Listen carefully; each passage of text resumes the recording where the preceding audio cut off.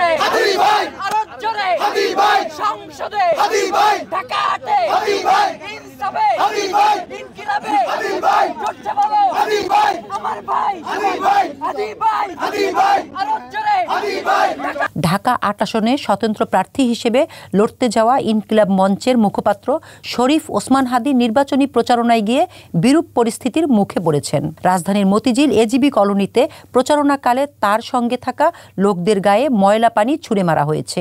শনিবার ১৫ নভেম্বর সামাজিক যোগাযোগ মাধ্যমে ছড়িয়ে পড়া এক ভিডিওতে হাদিকে বলতে শোনা যায়, ভাই ময়লা পানি যে মারছেন আরো মারতে পারেন, সমস্যা নাই, মারেন। ময়লা পানি যারা মারছেন আরো মারতে পারেন, সমস্যা নাই, মারেন। 3 বার মারছে এখানে ময়লা পানি। সমস্যা নাই, কোনো সমস্যা নাই ভাই, মারেন। ময়লা পানি মাইরে যদি আপনাদের শান্তি হয় তাহলে সমস্যা নাই। 3 বার মারছেন ময়লা পানি মেরে যদি আপনাদের শান্তি হয় তাহলে মারেন। আমার সঙ্গে আসা সাংবাদিকদের গায়ে ময়লা পানি ছুঁড়ে মারা হয়েছে। যেহেতু সাংবাদিকরা আমার নির্বাচনী প্রচারণা কভার করতে এসেছিলেন, তাদের গায়ে ময়লা পানি ছুঁড়ে মারা মানে আমার গায়ে মারা, তার মানে এটা ইচ্ছাকৃত। এ ধরনের ঘটনা অনাকাঙ্ক্ষিত।